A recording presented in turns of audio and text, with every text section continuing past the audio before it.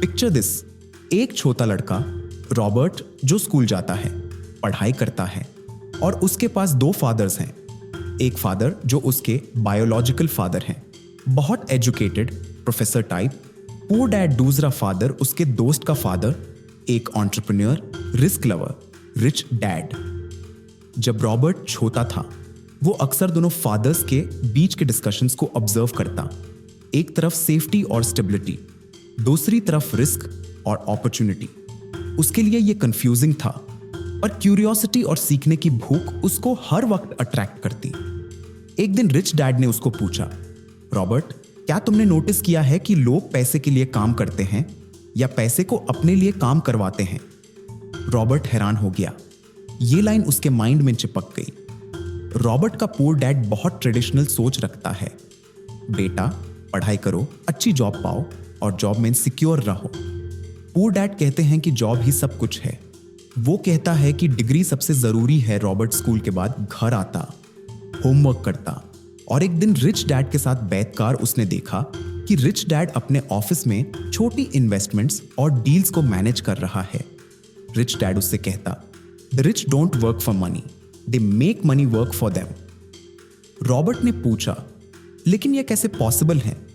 Rich dad मुस्कुराया और बोला, बेटा, पहला स्टेप है फाइनेंशियल लिटरेसी। जब तुम समझ जाओगे कि पैसा कैसे काम करता है, तब तुम कंट्रोल शुरू करोगे।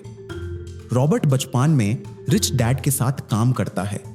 एक छोटी सी नौकरी में उसका काम बहुत कम पे वाला होता है, लेकिन रिच डैड उसको सिखाता कि सिर्फ कमाना ही काफी नहीं, सीखना जरूरी है। उसने देखा कि पुअर डैड हमेशा सैलरी और बिल्स के टेंशन में था, पर रिच डैड अपॉर्चुनिटीज ढूंढता था और रिस्क लेता था। पर कैलकुलेटेड रिस्क। रॉबर्ट को समझ आया कि लोग एक राट रेस में फंस जाते हैं। वो पैसे के लिए काम करते हैं, पैसे पे कंट्रोल नहीं रखते। पुअर डैड की दुनिया में लोग सिर्फ सैलरी और बिल्स के बीच जीते हैं और कभी अपने ड्रीम्स के लिए प्लान नहीं करते। एक दिन रिच डैड ने रॉबर्ट से पूछा, अगर तुम्हारे पास 1000 रुपीस होते, तुम यूज कैसे इन्वेस्ट करते? रॉबर्ट ने कहा, मैं शायद उससे कुछ सेव कर लूं या बुक्स ले लूं। रिच डैड ने मुस्कुराते हुए कहा, बेटा, जो पैसा सिर्फ खर्चा या सेव हो वो काम नहीं करता। पैसा को काम करना सिखाओ, एसेट्स खरीदो, इन्वेस्टमेंट्स सीखो और कैश फ्लो जनरेट करो। ये लाइन रॉबर्ट के माइंड में घुस गई। रिच डैड के दूसरे बड़े लेसन में रॉबर्ट को समझाया गया कि फाइनेंशियल एजुकेशन सबसे इंपॉर्टेंट है। सिर्फ स्कूल की पढ़ाई या डिग्री से अमीर नहीं बनते। एक बड़ा concept, asset versus liability. Asset वो होता है जो पॉकेट में पैसे डालता है। लायबिलिटी वो चीज है जो पैसे निकलती है, जैसे एक बड़ा घर या कार जिसका मेंटेनेंस और ईएमआई है। रिच डैड कहता है, buy luxuries at the end. पहले एसेट्स बनाओ, उसके बाद अगर चाहे लग्जरीज ले लो। वो रॉबर्ट को सिखाता है कि कैश फ्लो बनाना है। ऐसे इन्वेस्टमेंट्स करो जिससे रेगुलर इनकम आए, ना कि वो सिर्फ एक ही बार कमाए हो। एक एग्जाम्पल दिया, अगर तुम एक छोटा किराना स्टोर खोलते हो और वो तुम्हारे लिए मंथली प्रॉफिट जनरेट करता है, तो ये एक एसेट बन जाता है। लेकिन अगर तुम लग्जरी कार लेते हो ईएमआई के साथ, तो वो लायबिलिटी है। रॉबर्ट ने ये एग्जाम्पल समझकर अपने पॉकेट में छोटा नोटबुक रख लिया और लिखना शुरू कर दिया, एसेट्स लिस्ट, लायबिलिटीज लिस्ट। हर वीक वो अपने दोस्तों को भी सिखाता कि कैसे वो फाइनेंशियली स्मार्ट डिसीजंस ले सकते हैं। रिच डैड एक और पावरफुल लेसन देता है, माइंड योर ओन बिजनेस। मतलब अपना बिजनेस या एसेट बेस बिल्ड करो, ना कि सिर्फ जॉब पे डिपेंड रहो। वो रॉबर्ट को कॉर्पोरेशंस और टैक्स के बारे में सिखाता है। रिच डैड कहता है, corporations allow the rich to legally minimize their tax liability. That's the power of smart financial structure.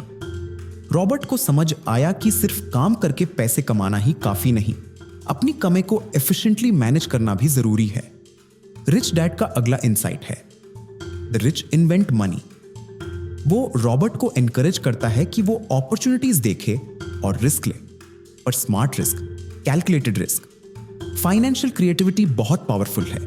सिर्फ पैसा इन्वेस्ट करने से ही नहीं, बल्कि अपनी सोच से नए सोर्सेज ऑफ इनकम बनाने से भी वेल्थ ग्रो होती है। रॉबर्ट ने देखा कि लोग डर के वजह से कभी अपॉर्चुनिटीज नहीं लेते। फियर और ग्रीड, ये दोनों इमोशंस पावरफुल हैं, लेकिन अगर इन्हें समझा और कंट्रोल किया जाए तो ये स्ट्रेंथ बन सकती हैं। एक दिन रॉबर्ट से रिच डैड ने पूछा, तुम्हें क्या लगता है मैं पैसा कैसे कमाता हूं?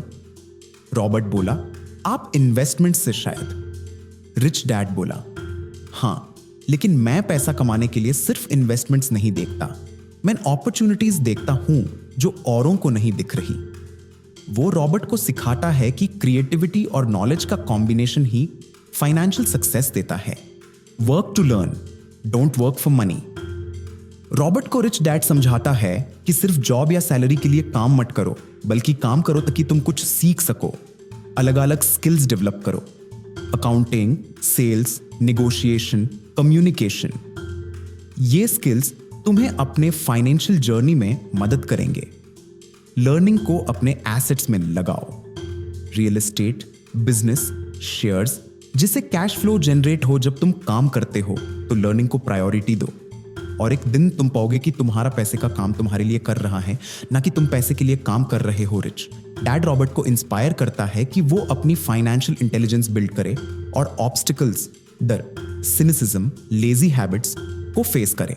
Your financial genius lies with in you. अगर तुम सीखने, रिस्क लेने और अपने गोल्स पे काम करने के लिए रेडी हो तो तुम अपनी फाइनेंशियल सिचुएशन बदल सकते हो। रॉबर्ट का रिच डैड के साथ जो जर्नी शुरू हुई, वो तुम्हारी भी शुरुआत हो सकती है। छोटा स्टेप लो, एक टारगेट बनाओ, एक प्लान बनाओ और एक एसेट बिल्ड करना स्टार्ट करो।